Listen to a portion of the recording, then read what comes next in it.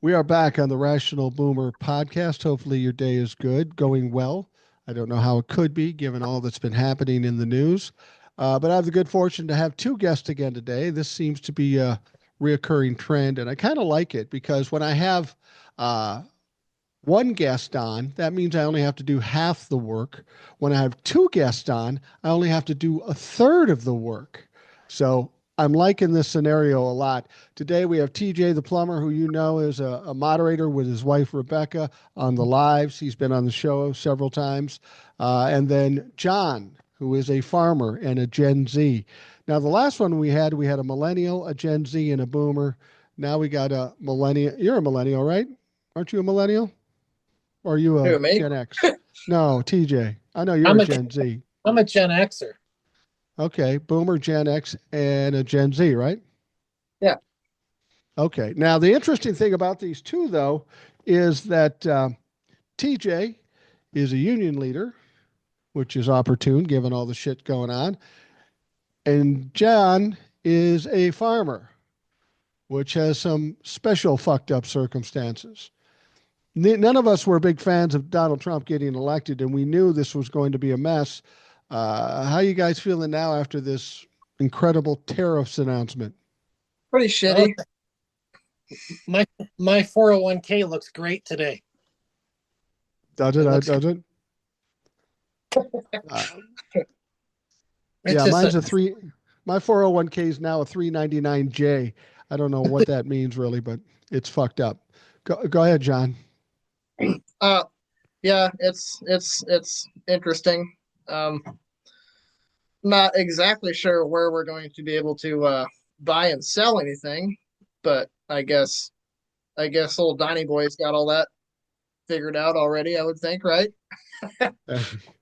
yeah. I I tell you how worried Donnie Trump is. He goes and turns the world upside down.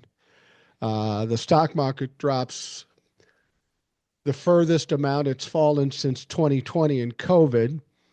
And he hops on a plane and goes down to a golf tournament at one of his golf courses in a live sponsored golf tournament. Yeah, he's real fucking worried about this. Um, TJ, we were all contemplating what he was going to do with these tariffs, and we heard about the 25% for cars and some of the other shit. Were you expecting something this extensive? I wasn't expecting anything as stupid as what had come out. Well, I guess I was. I'm not going to fool myself. But to, I mean, we're putting tariffs on uninhabited islands. I Yeah. mean, what? There's penguins. Oh well, yeah. Rebecca says there's penguins there, so they're not uninhabited. But I don't think. Shit out of those penguins, that's good. Yeah, I don't think that they're shipping too many products over to the United States. But even the formulation, I looked into that a little bit on how they formulated how these tariffs are implemented by taking the gross imports and you know adding the two and dividing it by two or however it was, and it was just stupid the way it was done. And economists said it didn't even make any sense whatsoever the way that it was calculated. They said it was like a kindergarten equation. Yeah. Here's the one thing I found very ironic though is of all the places that were tariffed, the one place that wasn't tariffed was Russia, which Mm-hmm. is in line with Donald Trump being Vladimir Putin's best girlfriend. But when asked about it, they said, well, they've been sanctioned so much it really made no sense to tariff them. And my question is, okay, if it didn't make sense to tariff Russia, but somehow it did make sense to tariff that island with the penguins and the fucking walruses. These people, this is typical of Donald Trump and the national. They don't do it. They don't think about anything. They just pull shit out of their ass and they do it. It's just Well, really haphazard with everything they do. I think that's a bullshit smokescreen, and I'll tell you why. Because I think that the reason why the tariffs didn't go on to Russia is because Donald Trump's going to peel away the sanctions soon. Oh, do So you? yeah, that way he can help his buddy Vlad, do get a little economic recovery through doing trade with the United States. Yeah, What do that you may think? be. What do you think, John? All right, that makes sense, and it could be something with like you know he could try and spin it so it'll try and maybe look better to the public here to say, oh well, we can't. All these other countries, our former allies, are screwing us, but oh look, Russia over here is just fine. They want to help. I could see doing something like that. It's not going to I'll work, no, but no. Um, it was funny. I was listening to Howard Lutnick, his financial guy, who's supposedly a billionaire.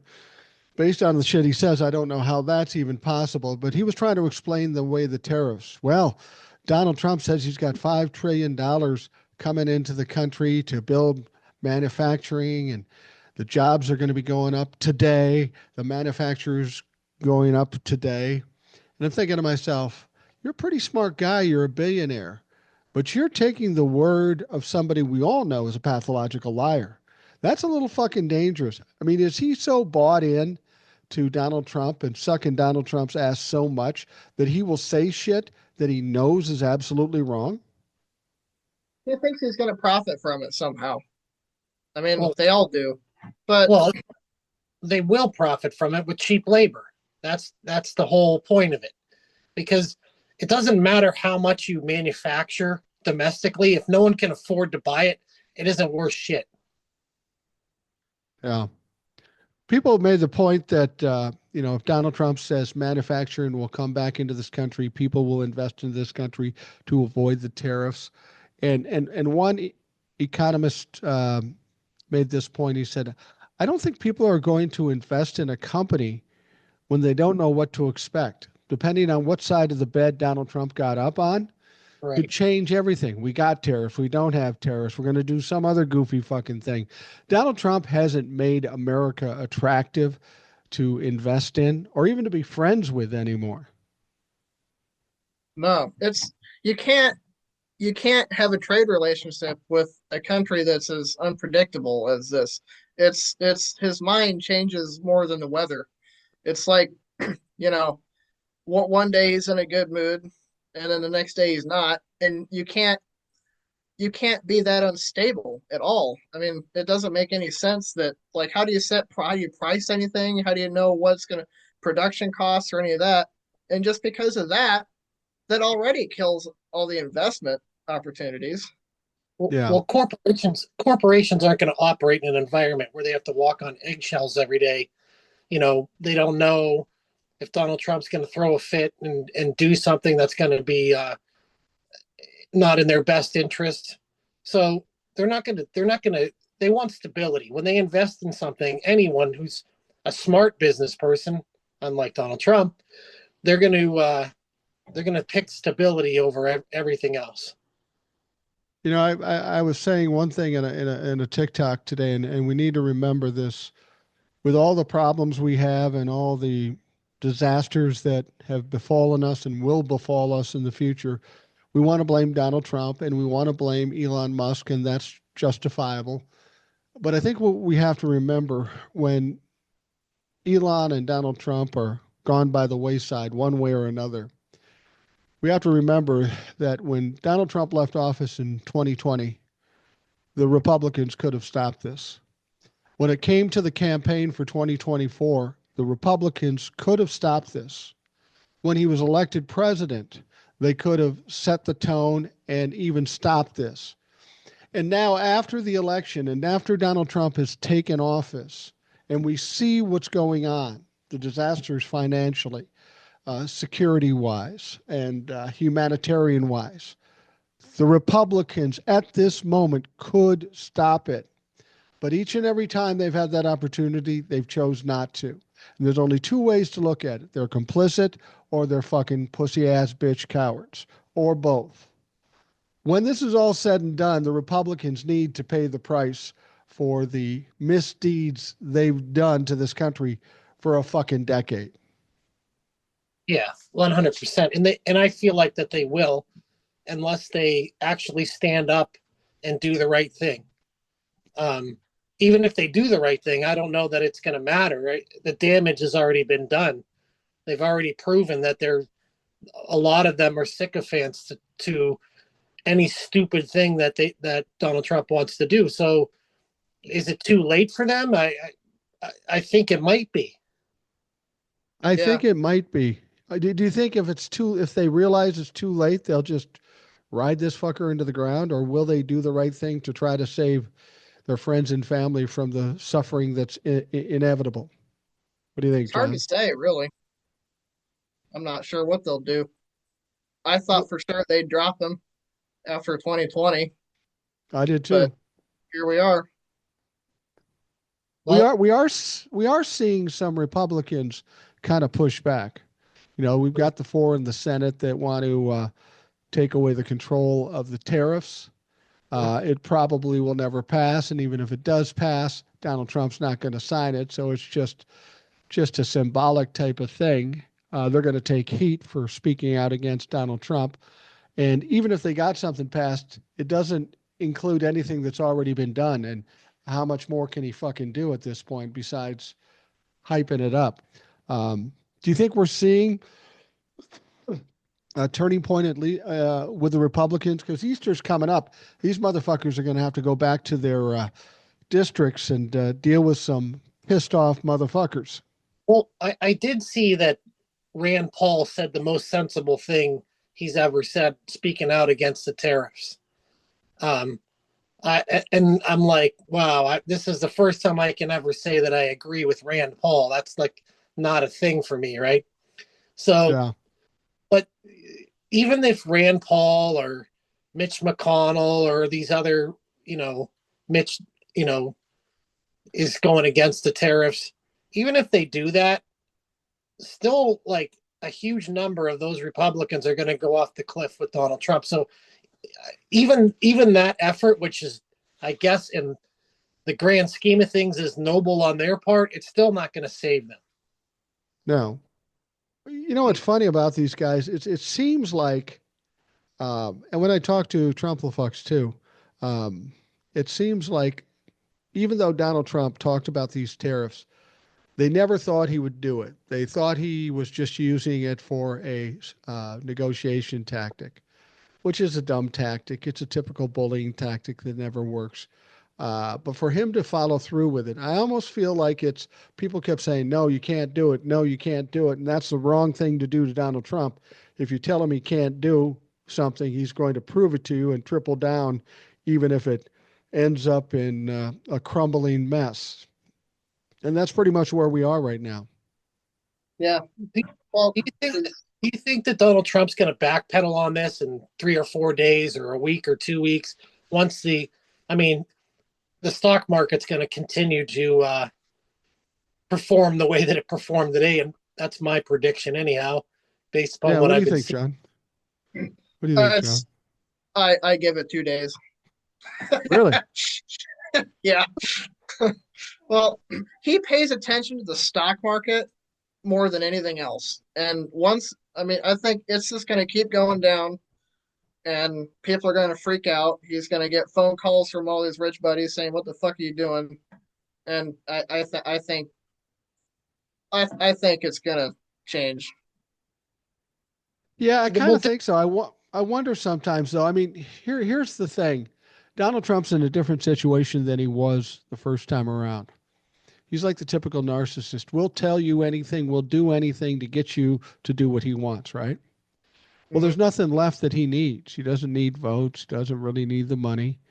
All he needs to do is show us how brilliant he is. So I don't know that he has the pressure, unless people know how to deal with a narcissist, like call him up and say, Donnie, you're really looking like a dumbass. You probably shouldn't do this.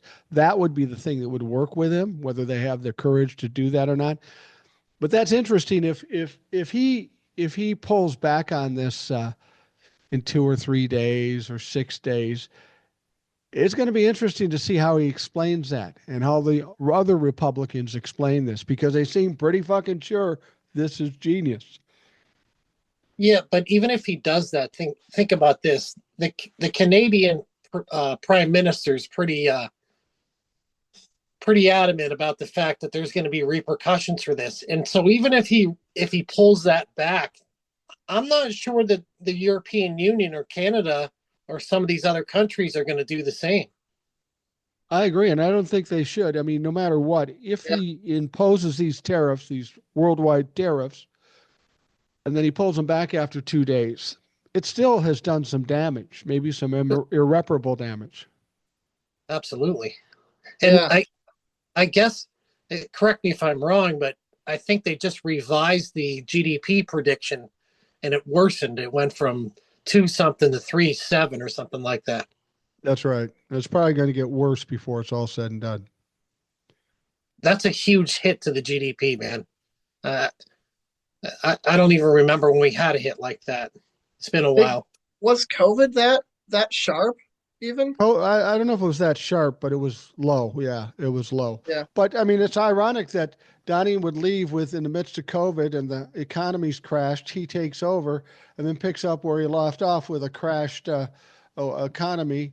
This time, not because of a pandemic, but because of a manufactured disaster. And this is what Donnie Trump does. He creates disasters and he tries to fix them to be a hero. It's almost like he has that Munchausen by proxy, where you make the kids sick and then you heal them real fast and go, I'm a fucking hero.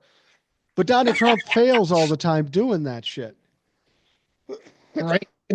And the sad part is that his base never sees it. They never see it. We had 46 months of continued economic growth while President Biden was president. And now all of a sudden, Donald Trump's in office and all this bad stuff that's happening is, Caroline Leavitt gets on there and says it's because of Joe Biden. Give me a break. 46 months I had a growth in my retirement. And then all of a sudden the trade war bullshit starts and everything goes in the toilet and it's Joe Biden's fault. Give me a break. I want to see what the explanation is, when he pulled back on Canada and Mexico. He lied. He said, I had a talk with them and they bent the knee and they offered me phenomenal deals and I pulled back for a month.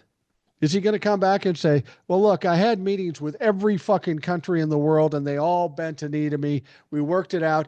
Penguins were a little tough, but I got them fuckers too. Well, I think I'll try it. I think it's going to be more obscure than that. I don't think he's going to directly mention. He's not going to say, well, I made a deal with Mexico. I made a deal with Canada. He's going to say, we're making deals. We're making deals so we can pull back tariffs, and then you're never going to hear about it again because he's covering up for his fuck up. You know what I mean? Yeah, by doing this, he's kind of made it so he can't scapegoat anything. He can't make an excuse for it. When he just did Mexico and Canada, he could just easily say, "Oh, well, I went to these 2 countries and we worked something out." You can't say that with the whole fucking world. No, you can't. You can't. And the thing about it is, if he pulls back on these, this is Donald Trump's weapon. He's a bully, and all he does is says the word tariff, and people cower. And Donald Trump is so stupid. That's the only thing he knows. He's not educated enough to come up with different angles in dealing with countries. Somebody says something naughty to him, and he says fucking tariff, and he can't get rid of tariffs altogether. But eventually, it's like the boy who cried wolf. Keep threatening tariffs and pulling them back. Who's going to care eventually? Right. This is the only card he has to play. He doesn't have anything left. Well, he clearly doesn't understand how it works at all. That goes without saying. But he's not realizing. He's not realizing the time. So, if you don't make a product, like for example, we don't make televisions here in the United States, not really. So in order to build a television plant, it's going to take I would say at the bare minimum 2 years. That will be the minimum. By the time you get engineer drawings, it goes out to bid. The property's acquired, all that stuff. You're talking from day one on construction, building a small to medium-sized factory, 2 years, maybe 3. Like in that time, all these other products, whether they're TVs or microwaves or appliances, they're all subject to the increased price of the tariff. Right. So it's essentially a tax on consumers. It's they might as well jack sales tax up 25% because that's essentially what it is. Well, exactly. They'd be better off jacking up a 15% tax on everything and stop having us pay income tax. They'd probably make more money, and it would at least be understandable and clean. I wouldn't be for it, but you know, the thing about it too is, let's say he does bring manufacturing back to America. It's in China now, and he wants to bring this car production back to America just by virtue that it's going to be in America. If they could snap their fingers and put the manufacturing here, it's still going to cost more because it costs more to make it in fucking America. So no matter Right. what they do, the price is going up. Absolutely. And tariffs are the wrong way to encourage the growth of American manufacturing. There's better ways to do that, like excuse me, like incremental tax incentives. Create a tax break for companies to bring and construct a factory and produce a product here. That's a better incentive because it's stable for them. They know what they're going to get. It's not just out in the ether, where Donald Trump changes his mind tomorrow and all of a sudden the whole game has changed on them and they're going to go out of business. That's not. No right-minded companies is going to invest in something like that. No. I'm curious if either one of you guys know this. I was listening to some report and I can't remember what it was, but I was listening, so I guess I trust them. They asked the question, where do you think America lands in terms of rankings of manufacturing companies? Where do you think we rank? Um, A wild guess. I would say in the mid 40s. I'm going to Yeah. Google this because what I heard, hold on. What I heard was that America is number 2 behind China. Yeah, Would that that could be. surprise you? No, Okay, here. I, Well, here's in terms of, I'm getting this straight from Google. You know that fucker's right. It says It's the internet. It must be right. in terms of global manufacturing output, China leads with 31.6%, followed by the United States at 15.9, Japan at 6.5, Germany, India, South Korea, Russia, Italy, Mexico, and France round out the top 10. So we are only half as much as China, but we're right. number 2 in the world, which is interesting. That is interesting. That's quite a discrepancy between 1 and 2. Well, it is, and maybe that's what they're trying to move up on. But then, if manufacturing is the issue, what good does it do to tariff other countries other than China? It would make sense that we would focus on China to take away their manufacturing and bring it to us.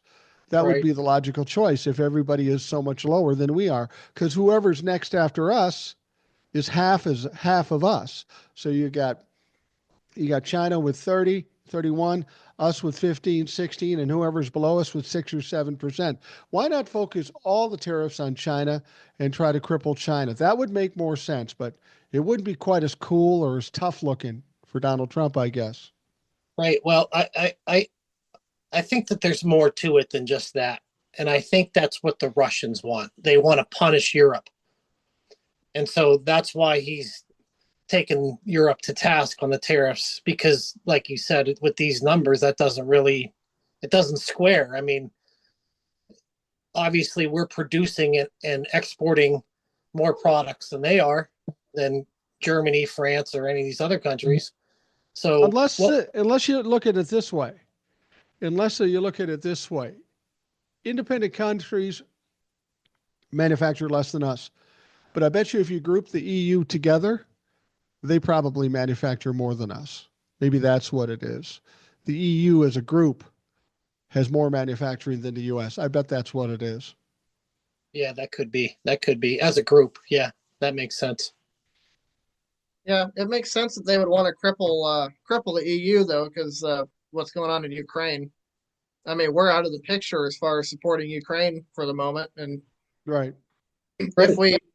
we impair them bad enough to where it slows down their manufacturing, then they're not that reduces their effectiveness too. Well, Right. the Right. 100% affect all their economies. So if their economies start to go south too, that's less money because the European Union, France and Germany and the UK have already said we're gonna assist Ukraine. We're gonna do it. If the United States isn't gonna do it, we will. So if their economies start going south because of the tariffs, they have less money to spend. They're going to worry about their home problems first, as opposed to you know having an abundance of weapons and uh, financing to help Ukraine. Well, So that's a that could good point. be That's part a of. good point that you bring up. We know that Donald Trump is in cahoots with Vladimir Putin. Vladimir Putin's pretty much pulling the strings on Donald Trump. Do you think Yep. Vladimir Putin was behind putting tariffs on everybody to cripple the EU, to limit how Absolutely. much funding they're going to go to Ukraine? Yeah, That's crazy. That's insidious as fuck, but it's conceivable.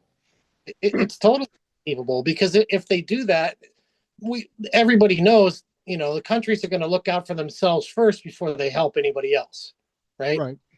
And so if the tariffs, that woman from the European Union, I can't remember her name, she got on the news today and was saying, if there's going to be retaliation for them harming the European Union's economies. So I'm wondering if that's part of the end game. Like I said a few minutes ago, Putin's putting Trump up to it to cripple Europe's power. Well, And he's not Putin putting wants any tariffs on Russia either. So what the fuck? Exactly. and Putin wants Europe too. Yeah. Well, and it So goes back to what you said, TJ. If in fact later down the road he takes off the sanction of Russia to Russia, Right. that's exactly what he's doing. He's trying to cripple the EU, trying to loosen things up for Russia so they can roll over fucking Ukraine. That's Right. disgusting. And then he can come back and say, hey, we made a great deal with Russia. We're going to be doing all this trade with Russia now. They're going to be our new economic partner in trade. That's I think that's part of the whole plan because it's no secret that Russia's doomed on the trajectory that they're on right now because of Right. sanctions and everything else. The ruble is worth nothing, and Right. they keep circling the drain.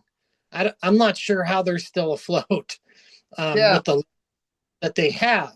So that could be part of the long term plan is to give Russia the boost by saying, okay, hey, we're gonna do some deals with Russia to because of all the tariffs, and they're going to be our new trading partner just to help out Putin because he knows he's screwed.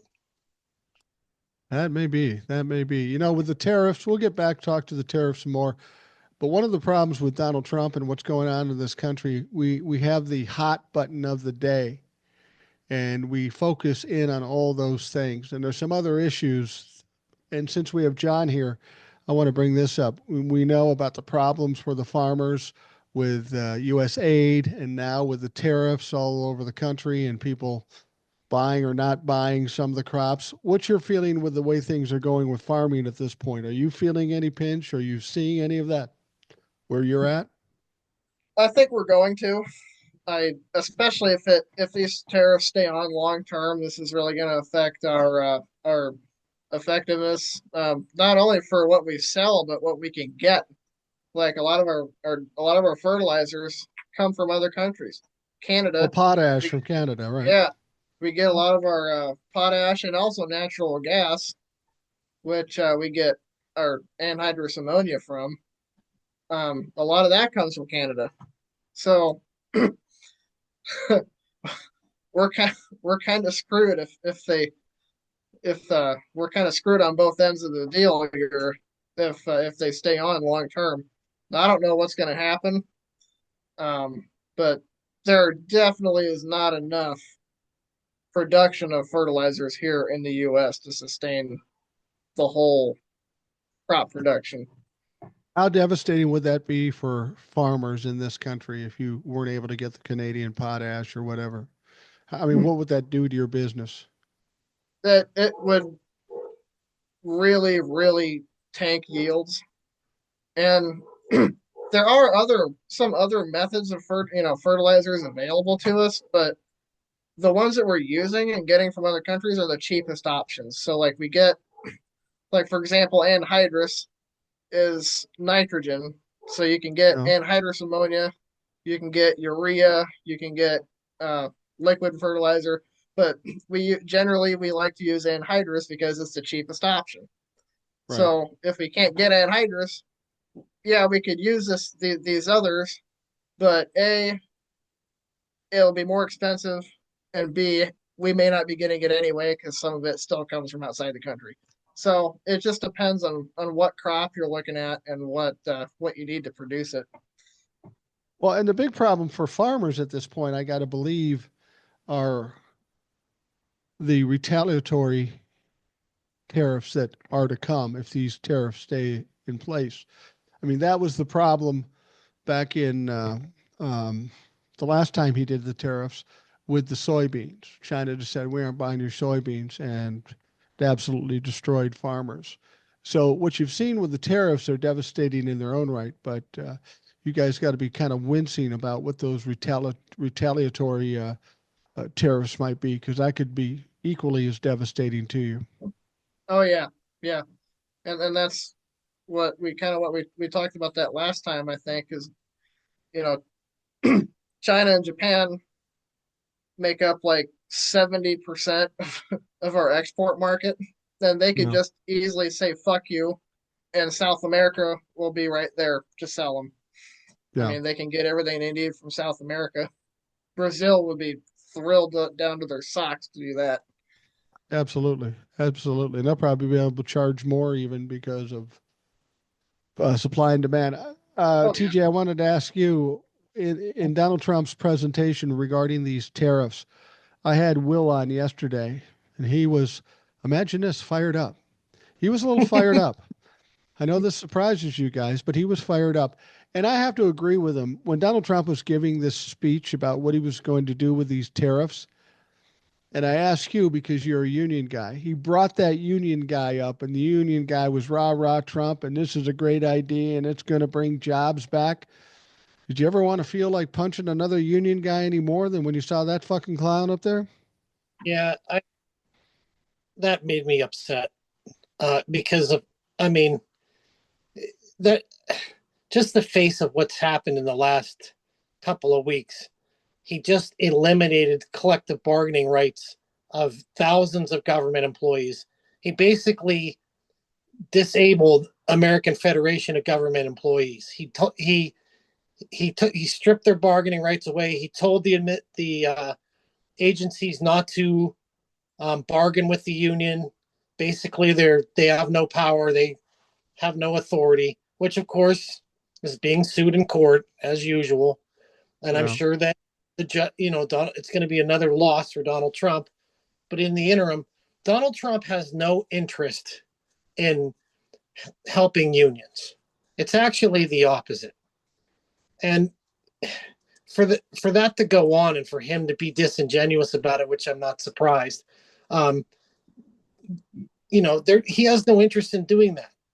And when Joe Biden was president, there was union density growth, and we got construction projects through the infrastructure bill, through the Chips and Science Act, at a value of over 30 million. They had project labor agreements on them, which means that they had to be done union, constructed union. And we got thousands and thousands of people out to work on microprocessor plants, on bridges and roads and waterways. And all that's being taken now. It's all being pulled back. And all those things are coming to an end because of Donald Trump. Well, you texted me something about that. Some plant near you has been pretty much called off because of what Donald Trump is doing? Maybe you can explain that. Yeah, absolutely.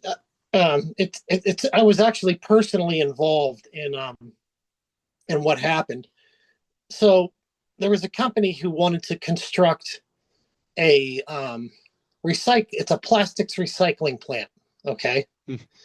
And it does two things.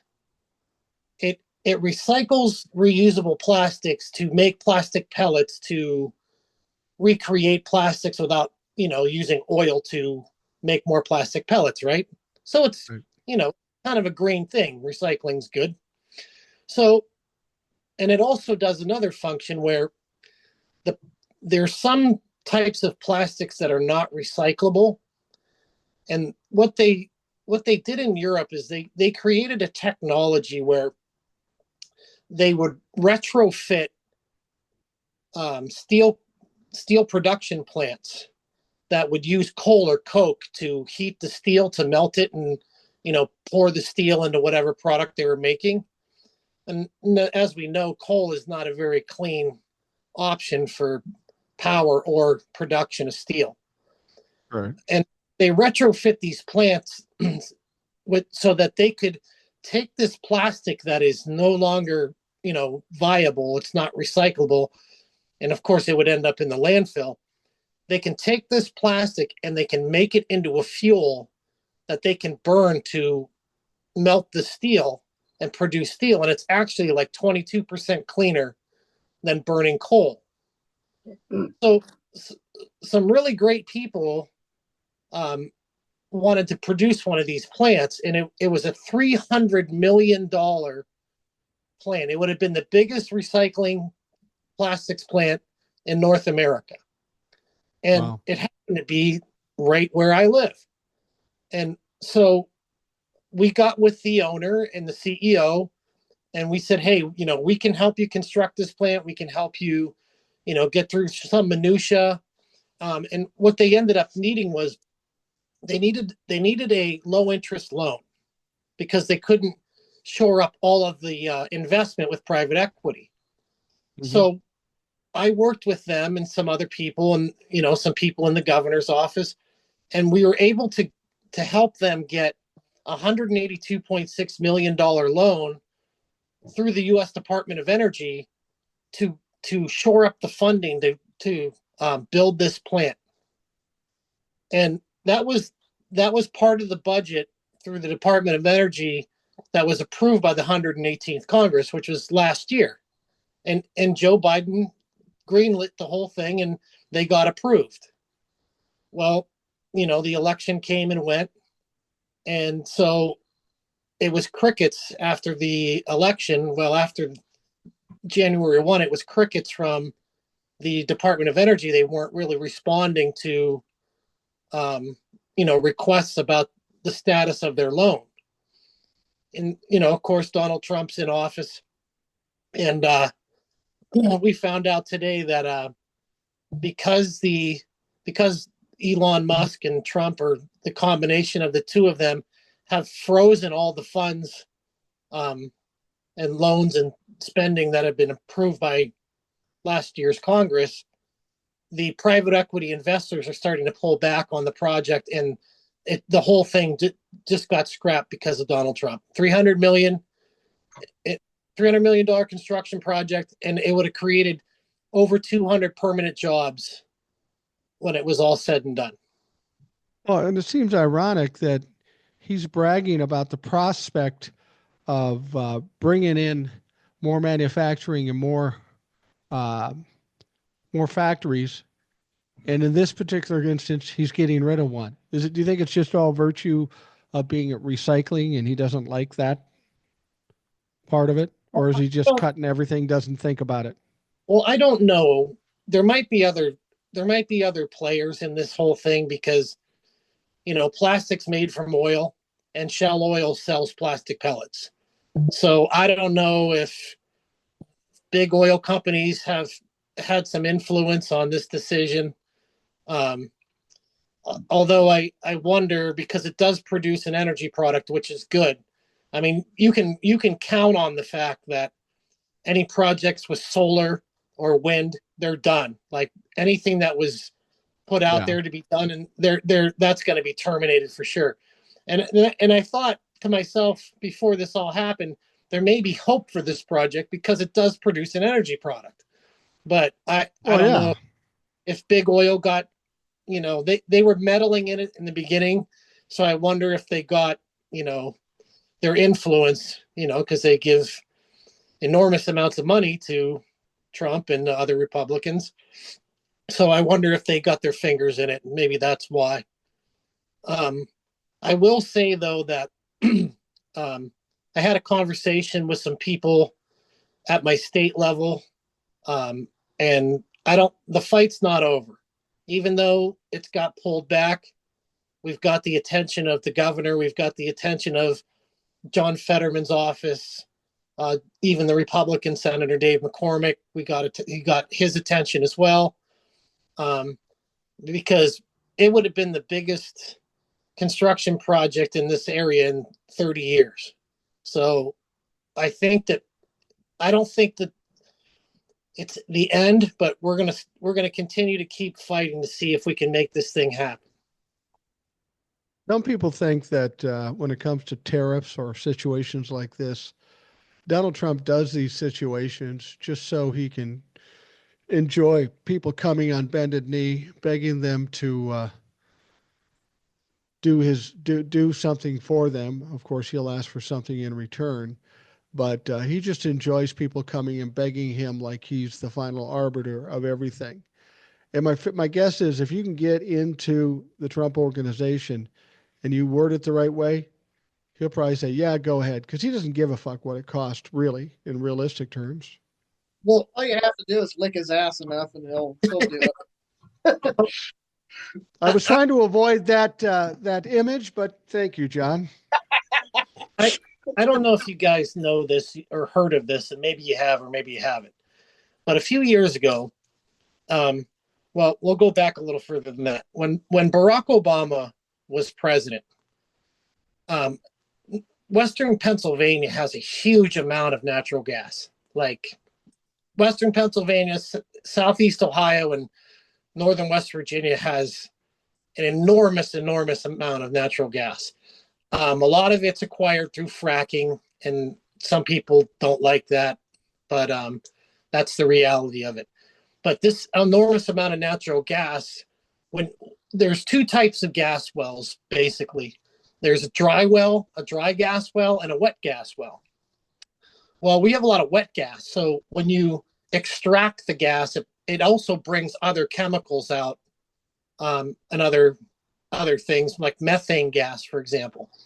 So they can collect all these different chemicals, and they can essentially do chemical processes on to make other materials. So Shell Oil invested a lot in what they call cracker plants, which make different products from these byproducts from natural gas. And Shell Oil built a plant just south of where I live. They invested, I don't know, about $7 billion, I think is the final number. And they constructed this, basically it's a giant refinery. Okay. That's the best way to describe it. So this all gets, shored up under Obama for this thing to move forward. And it's under construction in 2016, 15 and 16 into 17. It was like a 6-year project. So Donald Trump becomes president. And in 2017 or 18, I can't remember what it was, he made a stop at this cracker plant, this refinery. And he gets up there and he's talking to all the workers. And he says, this plant would have never happened if it wasn't for me. So he's taking the credit for something that started before he ever became president, for a clip. He wanted the clip. He wanted to take the credit for it. And I almost wonder if he's doing a lot of this stuff and meddling in these things so he can come back and say, hey, look at me. I saved it. I saved this. I made this happen, and it happened because of me. I almost think that's maybe what the motivation is to some of this stuff. That sounds would make crazy and sense. childish, but that's Donald Trump. I agree. I agree, but I don't put it past him because I saw him do it already. Yeah. So I was gonna say he's done it before. He has. It's like he goes in and he fucks things up, and then he goes and fixes it and says, "Oh yeah, look at me, I saved everything." It's or just like, what the or hell? or he, or he says he's going to save it, and then it gets all fucked up, and you never hear about it again. Like when he said he was going to save Carrier, the air conditioning HVAC Right. company, that didn't happen. They left. They went to Mexico. I mean, it's bullshit, man. When you talk about lazy and stupid, we know that's what Donald Trump is. My brother just sent me this tweet, a link to a tweet by Adam Kinzinger. And Adam Kinzinger says, literally, these idiots use Chat GPT for the tariffs. Seriously, wow. And he shows these other people posting some things like, he's using trade deficit numbers and calling them tariffs. It's a direct lie to the American people. Cambodia has a 97% tariff. No, Cambodia exports 12 billion. USA exports to Cambodia 350 million. 12 billion is 3%. 100 minus 3 is 97. Does this do this for every tariff? And now it goes even farther. He says, you know what's even worse? It's literally the method that ChatGPT suggests if you ask how to fix a trade deficit with tariffs. They asked ChatGPT how to fix the economy and then just fucking did whatever it said. I don't even know what to say. How can somebody be so fucking stupid? You Right. can't This is make not this shit up. surprising to me. This is not surprising to me. No, it's not a surprise. And you know, ChatGPT, it has its uses, but Oh I've yeah. I've asked it some things, and it just sometimes gives me an absolutely stupid answer. You know what I mean? And this is one Yeah. of the circumstances where oh yeah, we'll use AI and we'll come up with a great idea, and then it ended up being stupid, and they're stupid, so they don't even know it's stupid. You know what AI is good for, honestly? If there's something out there in the world, in the news that I don't know anything about, I go onto AI and I say, please explain to me XYZ in 3 paragraphs. And then I can get a rough idea of what it's about. And if I want to dig any deeper, I can do that. But I don't know if I'd base the entire American economy on AI at this point. It's not that far along. But Donald Trump seems to, I mean, this is what's the problem with these people are incompetent, they're arrogant, and they're lazy motherfuckers. That brings me to the next point. We worry about tariffs, we worry about deportation, all this other shit. But I want to bring up national security because apparently we don't have any. There is no national security. I mean, think about it. They're out on Signal chatting Yep. about military maneuvers. They say, well, it was just a one off. Pam Bondi says, well, it was clearly unintentional because they only did it once. And then something comes out yesterday that says, no, they've done it about 25, 30 times. They're doing it all the fucking time. And then we find out that Mike Waltz is sending out classified information on Gmail. We've got Pete Hegseth bringing the little woman to the fucking classified meetings, and then also traveling with his little brother to classified locations like Guantanamo Bay. We don't have any national security. There is nobody serious in the cabinet that is protecting this country. They're fucking nobody. Yeah, it's seriously a joke. And meanwhile, the whole time this is all going on, Fox News is talking about the 2 sheets of paper in Joe Biden's garage. Yeah. That's a Yeah. And we're getting laid bare open to all of our adversaries across the globe. You know, I think I'm in Mike Wall's email thread for Gmail. I think I might be in that. I got to check. Seriously? No, I'm joking. It sounds like it's easy to get into. Yeah, that's what We I should mean. check. I better go We look. should check that out. Right. I mean, that's the thing is, they screamed and cried like stuck pigs about Hillary Clinton, and what they're doing what we know for a fact they're doing is about 1,000 times worse than whatever they accused Hillary Clinton of. But they still Imagine go what back to Hillary Clinton's Clinton. thinking. Well, yeah. Imagine what Hillary's thinking right now. Well, she's already been, pointing it out, on her social media. Well, and how stupid is this? They always go back. Well, Joe Biden had classified documents. Like you say, it was a couple pages, maybe 3 pages. Yeah, but Donald Trump had 37 fucking boxes of the shit. He probably still has some. How do you even make that argument when there's no comparison? And my thing about it is too, is like, okay, Joe did have a few things, but that you're not detracting from the point that I'm making. Yeah. Like Yeah. that doesn't just because Joe made a mistake doesn't mean that these guys aren't having text thread conversations and inviting their wives into skiffs and all that bullshit. Doesn't mean that's not happening. But John, I'm going to tell you something. It based upon the amount of stuff that was found, Joe Biden may have not even known about it. Right. Because his staffers may have packed up boxes of things that have to go with them that were innocuous, and it could have been put in there inadvertently.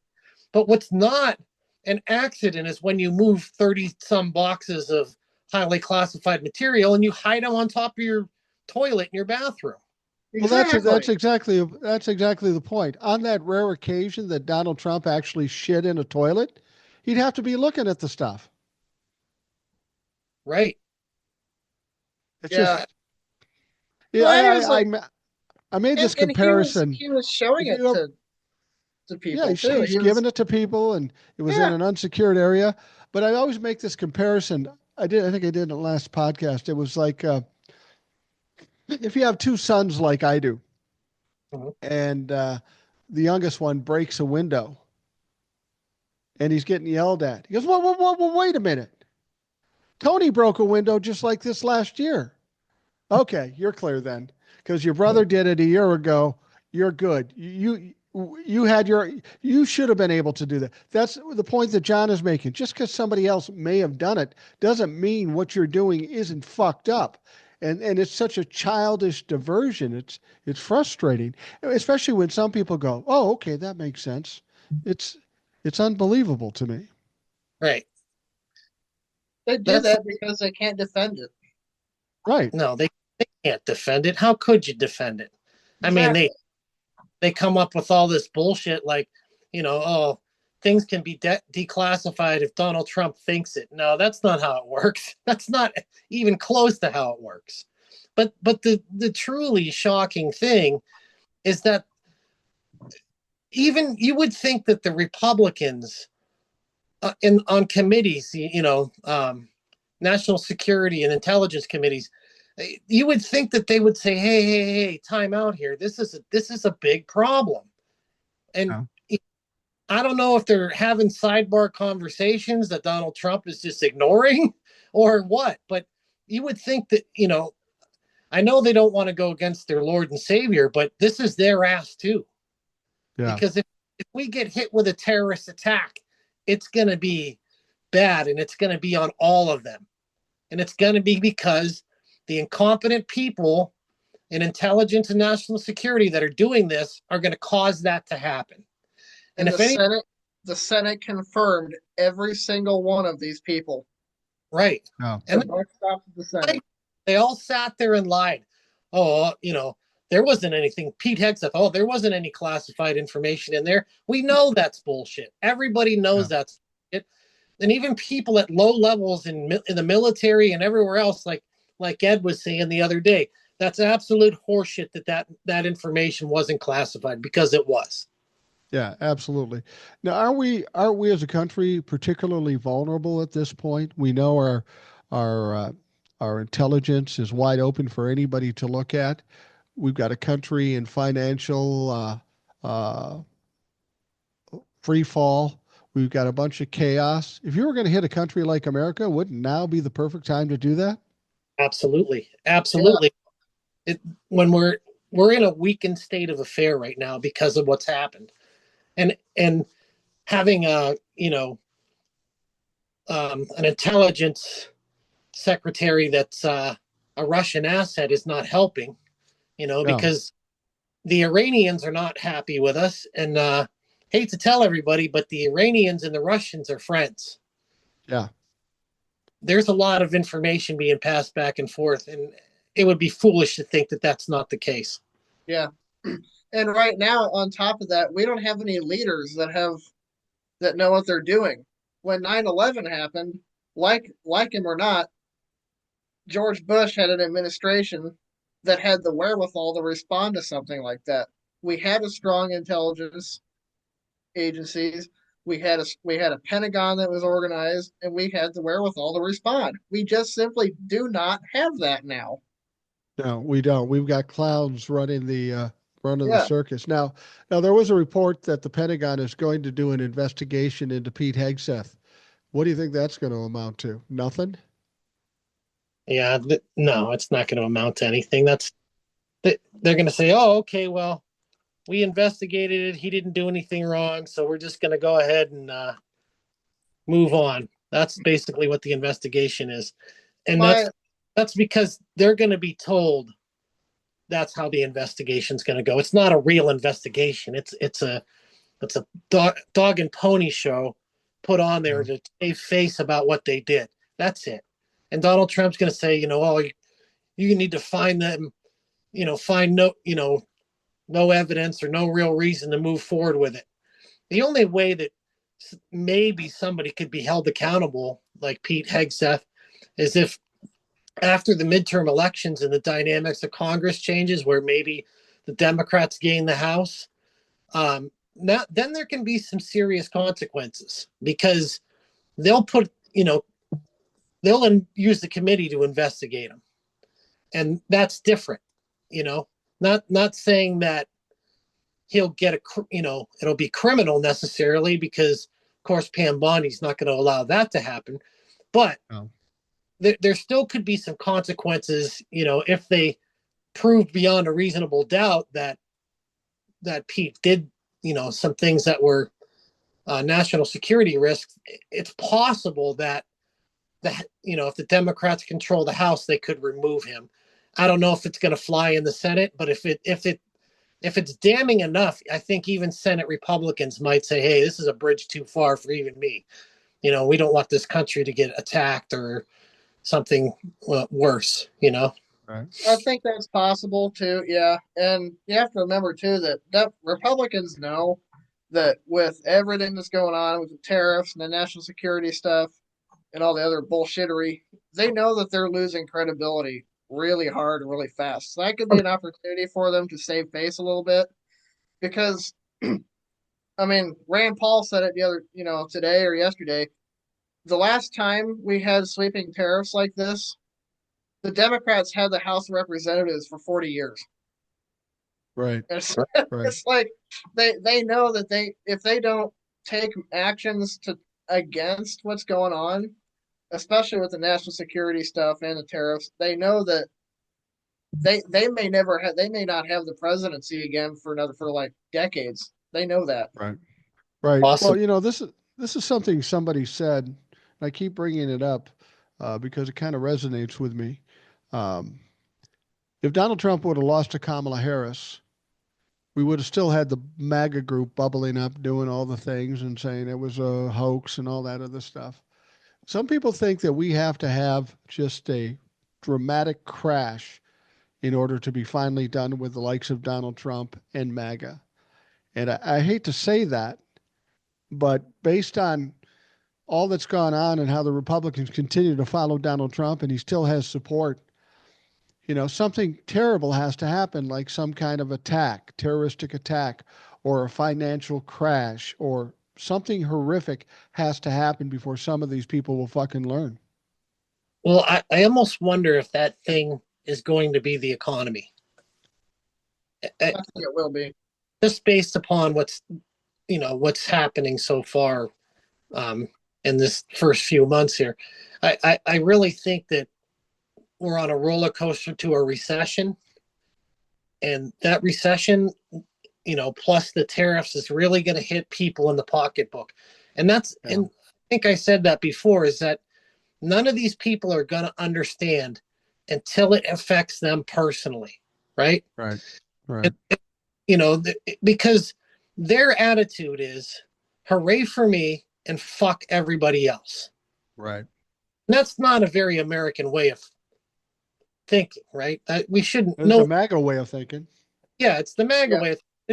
You know, when they're like, oh, we're patriots, but you know, their whole premise of being is hooray for me and fuck every other person. You know, I'm gonna get mine and fuck you. So I think that if things keep turning downward, which it's projected that they will, and they're saying it's most likely now that we're going to hit a very severe recession, you know, maybe even a depression at that level. I think that's going to be the thing that really destroys the Republican Party, because once it affects them, then they're going to start crying, and then they're going to start waking up and realizing that they fucked up. I just don't I understand have to why agree they're with waiting that. so long, though. I mean, like you say, it might be too late already. They've been attached to all these fucking disasters, and now this economic crash. Even if they walked away today, it'd probably be too late. They're still going to get blamed for it, ultimately. Yeah, I mean, when you're talking about the public, though, I mean, it's white. You know, white people haven't really struggled very much in this country. True. You know, I Right. mean, when you look at minority communities like the African Americans struggled and still are struggling. Their whole time here in America, they've been struggling, and so they know what it feels like. But white people are the only group of people that don't right now. Right. And until they get hit really, really hard, they're not going to know why it matters. And I think this is going to be the educating experience here. Right. Well, And and as sad as this sounds, I'm glad it's happening now. Because as far as I'm concerned, the faster it crashes, the faster we can start coming back from it. Yeah, The rip the faster they band-aid get off is what exposed I for who say. they are. Yeah, rip the band-aid off. and I think they're starting to learn it a little bit already. Like, John, I sent you that video of that farmer who had the giant flagpole with the Trump flag, and now he's flying it upside down at half mast. Remember that video?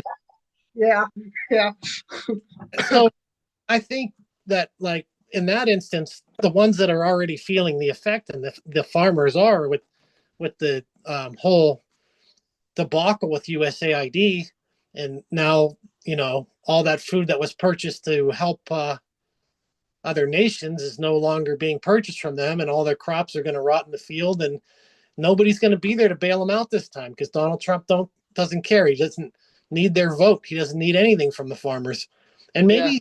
maybe um, you know, unbeknownst to him, but beknownst to Project 2025, maybe that's the plan. They want to bankrupt farmers like John and small farmers, so that all the big corporate farms can buy them all up, and then they got the monopoly on the food market.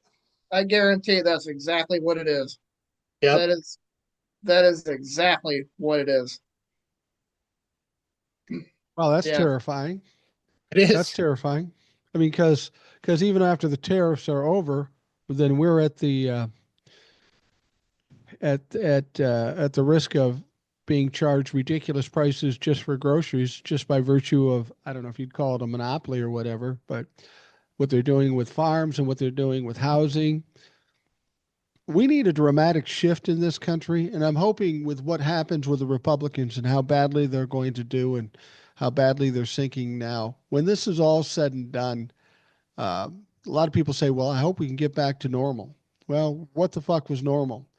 Whatever you imagine is normal is never happening again. Because when we come out the other side, it may be good, it may be better, it might be improving, but it won't be like anything we've seen before. Let's just hope that some of the changes are made are for the better, because prior to Donald Trump, things were fucked up. We just didn't know about it.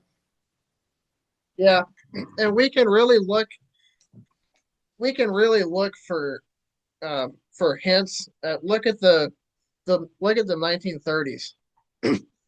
You know, in the 20s, on the surface, everything was going really, really well.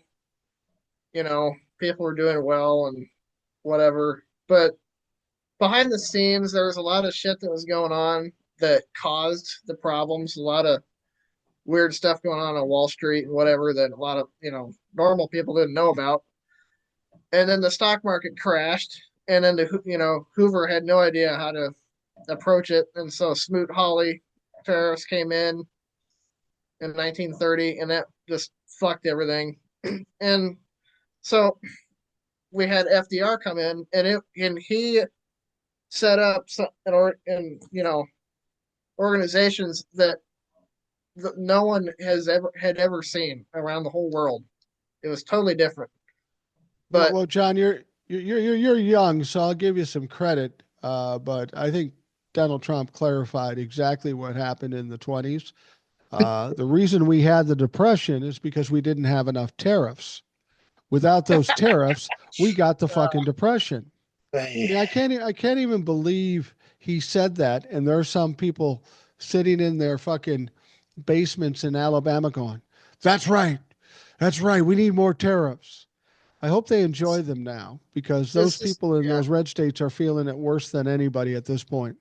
Yeah, but I mean, what I was trying to get at though is normal, like what we know as being normal, is what caused this. So we can't go back to normal. We got to have something totally new, like FDR brought on. I mean, we can't have the kind of stuff we've had the last 50 years.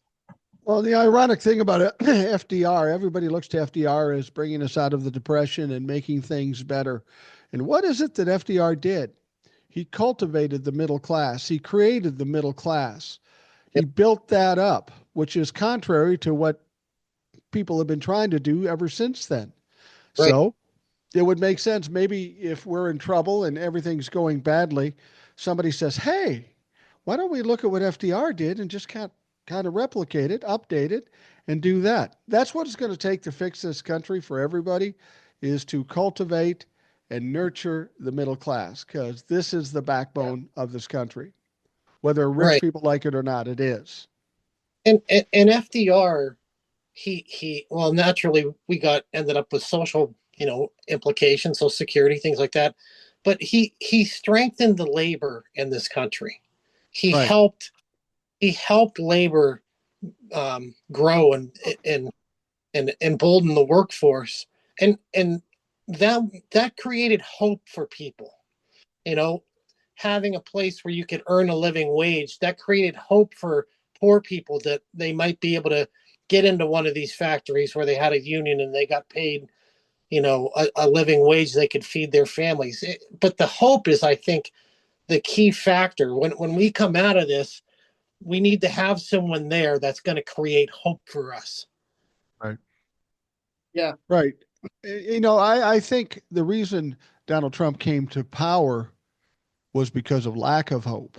Not for everybody, but I think there are people in the red states, the poor people, who really weren't involved in the economy at all. They were struggling, and they felt like government was oppressing them and holding them back. And then Donald Trump comes back. "Yeah, that government sucks. I'm going to fight them for you." And they were desperate, so they jump on board with anything Donald Trump says because he was the first one to claim to fight for them. And they follow him blindly because he's all they got. Even if he fucks them over, he's still all they got. Right. Yeah. You see these TikTok videos of these people who are federal employees that voted for Trump and then they got fired. They get on there and tell their sob story about how they got fired. Well, hey, sorry about your luck, but I don't feel bad for you. I mean, you got exactly what you voted for. You voted for this. He said they told you what they were going to do. They told you.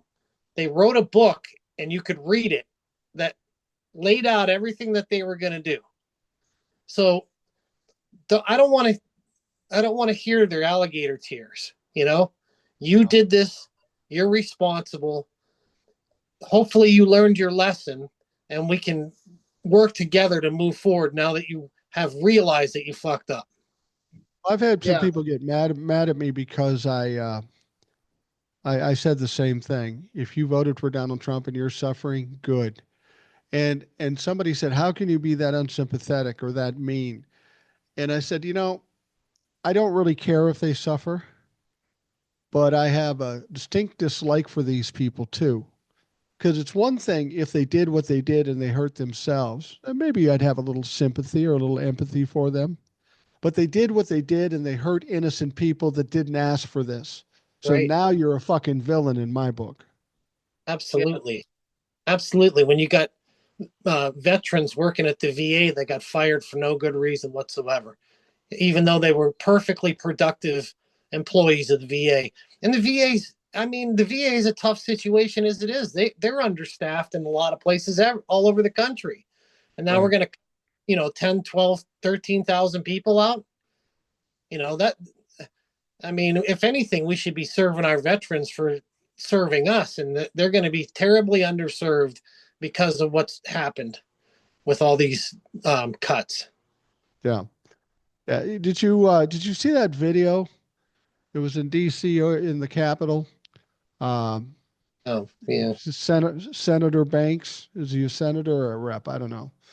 He's a Yeah. dipshit. But he was walking down the hall and getting into an elevator, and one of his constituents said, "Hey, I work at such and such a government agency. I lost my job." And they're videotaping it. So this obviously irritated Senator Banks. "He lost my job. What are you going to do about it?" And Banks looked at him, looked at the camera, and said, "Well, you probably deserved it." And then he says, "I deserved it. Why would I deserve it? Because you look like a clown." Now, I got to tell you, whoever's going to run against Mr. Banks in whatever district he's from, that should be the starting of every commercial that they run. Because this guy Yep. is a piece of shit. This guy needs to be exposed for his arrogance and his stupidity and his not being concerned about his constituents at all. But this, I think, is the general attitude of Republicans. We're above it all. We're not going to our town hall meetings. And this is starting to work against them. There's Mm-hmm. going to be videos and there's going to be stories about these people behaving this way to their constituents, the people they count on to fucking vote for them. Right. And you know what? I think it's a great move by some of the other legislators. I think Eric Swalwell and some other ones are going out to other to Republicans districts who won't show up at their town halls and doing town halls in their districts. I think that's great. I think that is a huge opportunity to get information to people who otherwise would never get it. Yeah. Right. Well, Because and also, like, I mean, you got to make them feel like there is a party out there that actually gives a fuck. right. I mean, think about the message that sends. My congressman won't do a town hall. He absolutely won't come and do one. And we know why. We know why. Because the area I live in it's basically a gerrymandered district, and so he won't come to the more populated area because he knows the people are pissed off and they're going to ask him hard questions. Oh. But I wish that another congressman would come in and do the town hall anyway and talk to people, and maybe some of the Republican voters would hear some of this stuff. But I think it's particularly important in Republican districts. I mean, mine is too, but where it's more of a Republican majority, and let some of these people who are frustrated that are Republicans ask some questions and learn some things. Because if you're dialed in the Fox News 24/7, you're not hearing the facts or the truth. Let's be realistic about that. Yeah, that's absolutely right. And it's a huge opportunity, like you said, just to, if nothing else, is make sure that people know that there is another option out there. I mean, a lot of these people in these deep red states, Tennessee, Alabama, Mississippi, they've been like voting for these Republicans for 40 years, or more, and their state is still in the dump and they can't figure out why. Well, maybe try voting for someone else. Yeah, Right. exactly. Like, What did you guys think about the Cory Booker speech? I Uh, want to talk about that a little bit because I think it was far more important than some people even give it credit for. But I'm curious as to what you thought. you want to go first, John? Go ahead. I thought it was fantastic. I did.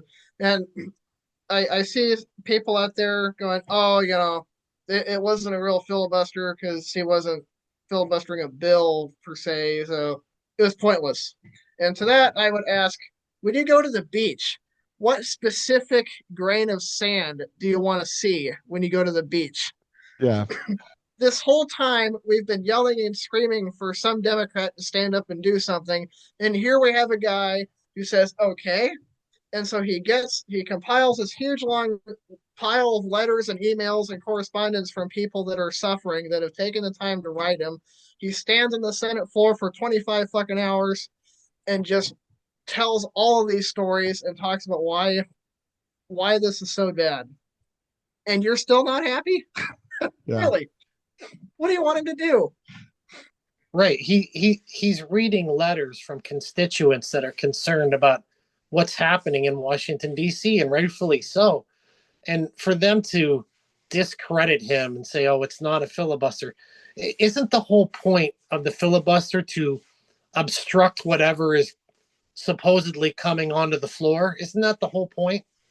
So yeah. it was a filibuster. He was speaking to stop what the confirmation from taking um, Yeah. place. So, I mean, the content of what he said, like, not you don't hear every day where someone in the Senate goes up and reads letters from people that are their constituents. Constituents. Yeah. Yeah, that doesn't happen every day, and I really wonder if not only were Democrats watching this, Republican voters are watching this too, and I stand to wonder if maybe this got some of their minds moving a little bit, and like some of the information and hearing about what other people are saying around the country that are concerned. I wonder if that, in some small way, changed some people's minds that have otherwise may not have gotten that information, and now they're starting to think twice about Donald Trump. Well, there's some creators out there. One particular, I actually like the guy, but not always. Um, and he was just kind of looking down his nose at Booker and saying it was performative. Yeah, motherfucker, it was performative. Everything about politics these days is performative. Donald Trump won the election by being performative. The fact of the matter is, if somebody needed to do something, he stood up and did something. Whether you like that idea or not, don't give a fuck. He stood there for 25 hours. He got a lot of attention. He got a lot of press coverage. And I don't know if he changed any Republicans' minds, but it seems like he lit a fire under some of the Democrats. They had Yeah. a bill that they were going to vote on, and every fucking Democrat in the House got up and walked the fuck out. Would they have done that before? Would they have felt that strong? Somebody needed to light a fire. He lit a fire, and if you don't like the way he did it, um, is it going to fix anything right now? No, but it started the momentum, and you got to look at it in that regard as opposed to Cory Booker stepping up and doing something to fix the whole situation. We got a long way to go before we fix this situation, and the first thing we got to do is get rid of the fucking clowns. Right. And I know what creator you're talking about, and Yeah.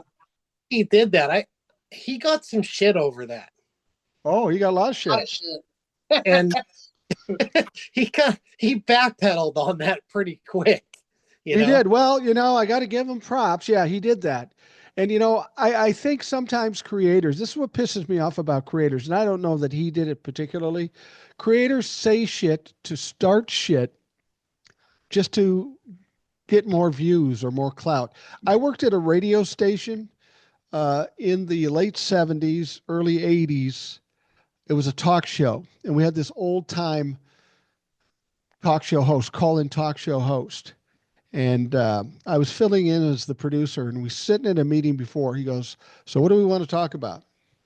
He goes, "We're going to talk about abortion," which was pretty heavy shit, late 70s. We're going to talk about abortion. I said, "I don't give a fuck. I'm just producing the thing." And he goes, "What do you think I should do? Pro or against it? Pro or con? Which way should I go?" And he went with the way that was going to be cause the most fucking stir. He went pro.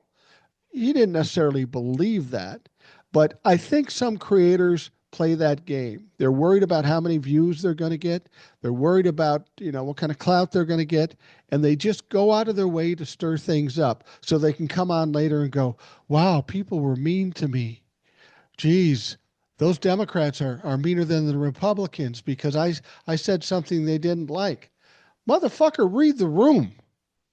Do your Right. job and don't Yeah. cry when you get your ass kicked because you know better. If this is the guy I'm thinking of, he usually he's pretty spot on usually, but he can be emotional at times, Yeah. and that bothers me. I like him when he's talking about the legal aspects because he knows his shit. But when he starts talking about his personal life, I just scroll past. I don't give a fuck about his personal life. Yeah, That's the one thing about creators they have to understand. This isn't about me or him or anybody else. People come to your page to get what they want to hear. Just because now you got a lot of followers doesn't mean people care about your fucking love life or anything like that. It's just people get too caught up in their own little fucking fame. And let's be honest, being famous on TikTok ain't a big deal. No. And I think sometimes that particular creator, he gets reactionary, you know. Oh, yeah. And the reason why I think that is right after the Joe Biden debate, he really was digging on Biden. And then he kind of backpedaled a little bit on that too, in a smaller way, I guess. But I think it was it's a lot of reactionary, and then he kind of thinks it through a little bit, and he's like, maybe I should recant some of that. yeah, Well, yeah. Yeah. He does what a lot of people do when something bad happens, then he just piles on it. Yeah, that was bad. It sucked. That's how people want to react to things. If something bad, like if your football team has got a great winning season and then the football team loses one game, yeah, those fuckers suck. That quarterback needs to go away. They get emotional, they get caught up in it, and they just say whatever comes to their mind. They don't think about it. And I think you're right. I think he does that. I think a lot of creators do that. There are some creators that keep the emotion out of it. I mean, you got to understand what our job here is. We're conveying information. They don't care if you're scared. They don't care if you're upset. They want to know what they want to know, and they want to feel good about it when they're fucking done. That's the job. And if you don't understand the job, maybe you shouldn't just do a TikTok today. Well, hey, you just impressed me, Mike. I didn't know you knew that much about Steelers fans. I'm a Vikings fan, so I know a lot about that motherfucking shit. Yeah, we've had our issues too with the Vikings. It's weird. So you guys are thinking this tariff thing is going to be taken off sometime soon because the pressure will get too much. I mean, it should be, but I don't know. I just don't know if Donald Trump really gives a fuck anymore because he's got nothing to lose. Yeah, but I think what John said is a little. I think it's going to be more than 2 days. I think, I do and the too. reason, and even 2 days will have an effect, but I think it's going to have to get really damaging before when these billionaires start losing money, and these companies start losing money, they're not going to be very happy about that. No, no. And It's so, one thing to see the stock market go down and all this shit, and people saying prices are going to go up. It's going to be like a month before those prices hit us. And it right, may be not till then when people start fucking screaming. right, and yeah, and regular working class people like all of us on this live, Donald Trump really doesn't give a fuck if we get harmed in any of it. We're just collateral damage. Right. Right. But Exactly. when all the people with money and influence and corporate interests that have all this money start, using their leverage against him, he's going to start fucking caring about that. That or And when his power is threatened. If the people make enough noise and direct that noise at Congress, well, I don't know if Congress would do anything or not.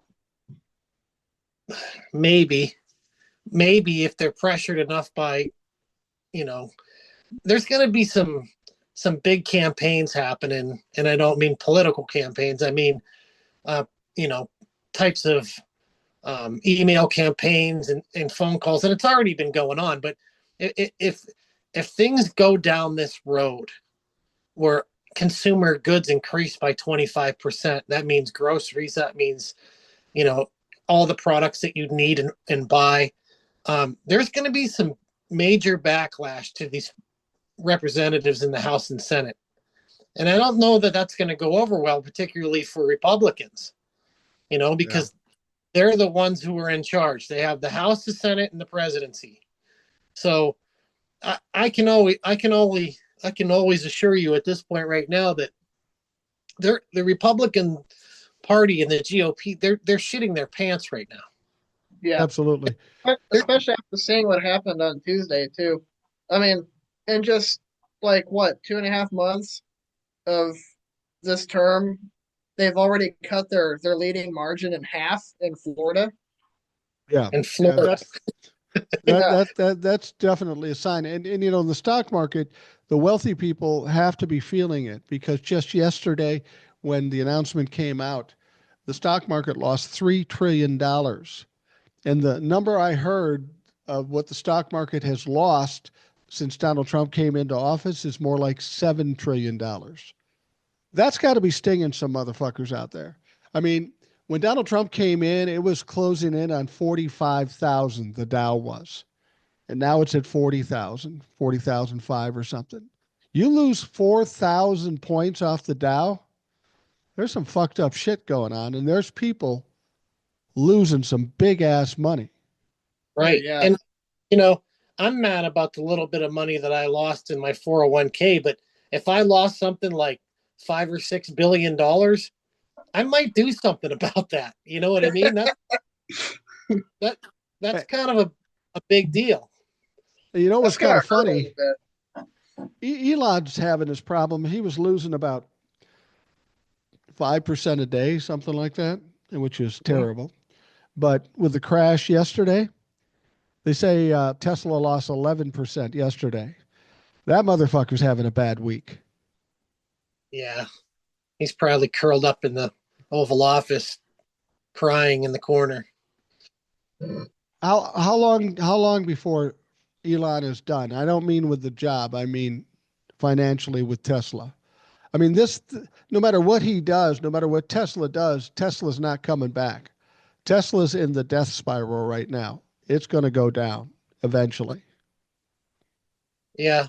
And I think the indicator was the one member of their board came out and said, hey, you need to resign or step down from being CEO, because I think that they thought maybe they could go back and do damage control and save the thing, but I think it's too late now. I think no matter, even if he left, it's not going to change anything for the framing of how Tesla looks now. I mean, So, Elon is their brand. He is Tesla at this point. And it's not cool owning a Tesla anymore. And those Cybertrucks are doomed even quicker. Nobody wants those motherfuckers. Yeah. Well, nobody wants a car that the panels fly off on the highway. Wants shit like that.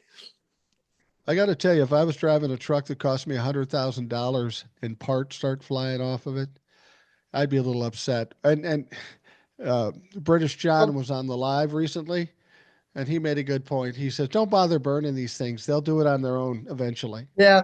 And he's right about that. Yeah, that's true. And I think I talked about this before, is that I may have talked about it on the live, but I noticed one interesting thing about Elon Musk is that when he got in there with his little zit-faced incel hacker boys, Yeah.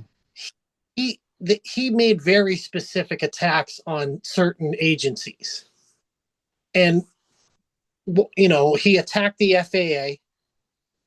He attacked the National Labor Relations Board, and he Right. attacked OSHA. And all three of those agencies have pending investigations on him. The FAA one for SpaceX, OSHA has one for Tesla. They had like 31% higher injury rates than any other manufacturer in the United States, automotive manufacturer. And then the whole thing with they tried to unionize Tesla, and then Elon fired a bunch of people and replaced them with H-1B visa holders. And so there was some charges at the National Labor Relations Board.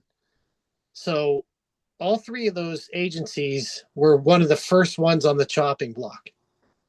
USAID too, right? Weren't they investigating him based on the Starlink stuff in Ukraine or something? No, I don't know about that, but I'm glad you said that, because the FDA was also holding out on some approvals for that Neuralink thing that he's developed, that implant. Yeah. He had pending things going on there that they were a little hung up. So if he disabled them, he could probably get his approvals. Yeah. So anyone who thinks that Elon Musk is doing all this stuff for that it's in the best interest of regular Americans, you're really mistaken. I'm sorry. Yeah.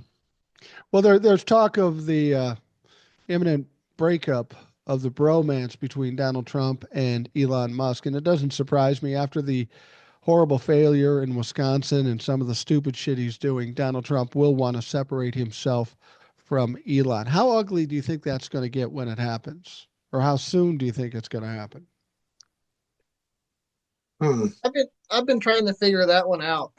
I think he wants to kind of try and save face this time. So it's gonna.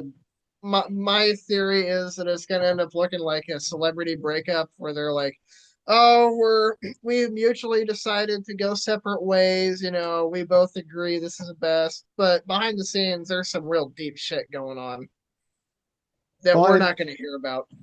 And here's the thing: if Elon gets pissy with Donald, we know Elon broke some laws. We know his techno twinks broke some laws.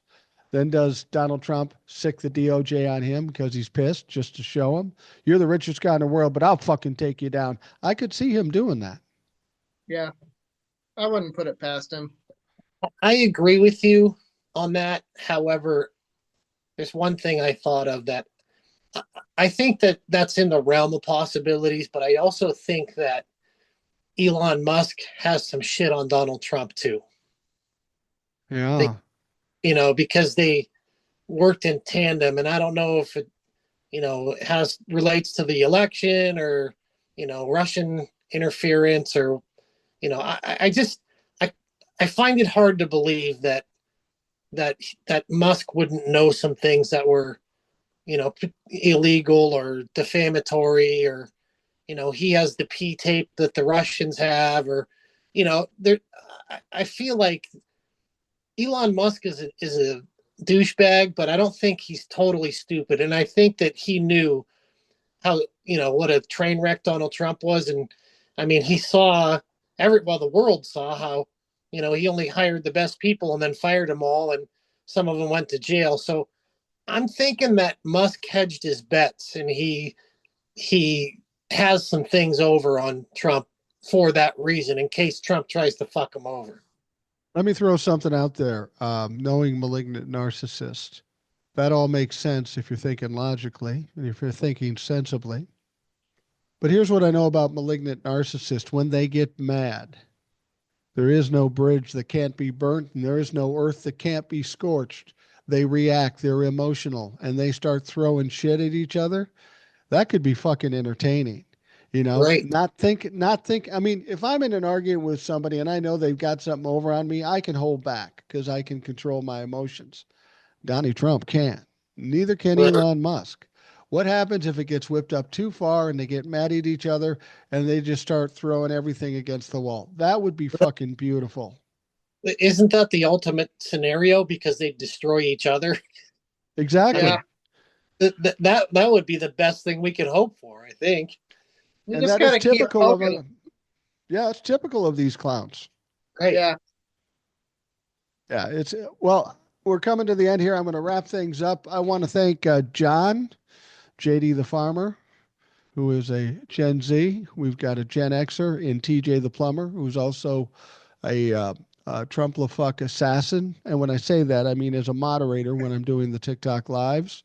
I'm going to do a live tomorrow night, or tonight, actually. I'm going to do it tonight. And I told TJ I'm going to do it because we don't know if TikTok is going to be shut down the next day or the day after. What's your gut feelings about TikTok at this point?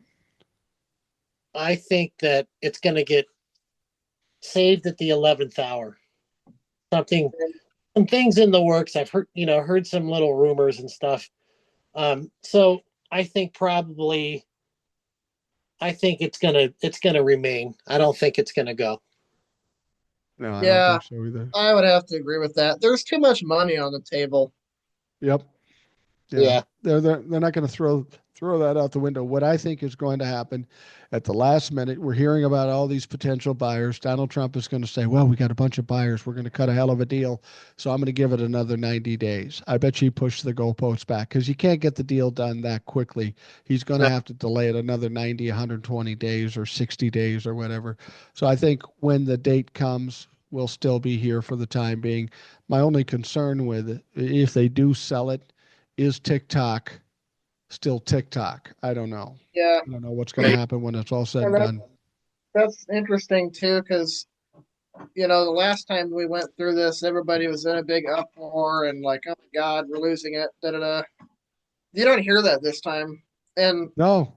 the algorithm is kind of weird, and like, I don't think anybody gives a fuck anymore. It's like, who cares? I don't, Yeah. it's I'm it's at that already point such a too. pain in the ass already. Like we don't really trust it now anyway. One So one like, Yeah. one thing I did hear is that potentially Musk was going to try to buy TikTok, and I hope he does. And the reason why I hope he does is because if he buys TikTok, there's going to be mass exodus from people on TikTok. They're all going to, a ton of the people on here are going to leave. Maybe some creators will stick around because they're making money, but I mean, it's gonna end up like Twitter. yeah, it's going to end up like Twitter, where people just mass exited out of being there. And there's other options that are popping up now. You can use YouTube and Substack and some other things, and it looks like the Skylight thing sounds promising. So, and there's I already, Clapper. I already So put some stuff on Skylight. It's connected to Blue Sky. It's interesting. It's a little wonky. Rudimentary right now. no, it's not wonky. It's not like Clapper. It's pretty good. It's just a stripped down version of TikTok. Give it time, and Cubans behind Yeah, it. I'm cool with it. I'll watch it. The one thing that's come out about TikTok though, and this actually makes sense. It's not necessarily good news, but we hear that Amazon is looking at buying it. And then I heard somebody send me a video that QVC has signed some contract with them. So it isn't that out of the realm of possibility. The way TikTok Shop is going is that some of these places use it for a selling platform, which Right. would kind of, if they do any more of it than they've already done, they'll probably ruin it. But I could see that happening, where they would Amazon would buy it and they would start selling their shit on there. It makes sense. Yeah. I did hear that. I heard that ByteDance basically said we're not going to sell to Amazon, but Oh, that could be. That could yeah, be. I don't know that. As far as I've heard, they're not. They've had several offers, but they're not taking anything seriously. Yeah, Wow. but that could change. I mean, it's all hearsay, really. We don't know. Yeah, absolutely. Well, John, thank you for joining us. TJ, thank you for joining us. Say hi to Rebecca. I know she was in there in the back for a while and I she's think she, probably in bed by now. I think she's sleeping. Yeah, that's probably good. That's probably good. For those of you listening, thanks for taking the time. I hope you have a great day and we'll talk to you soon.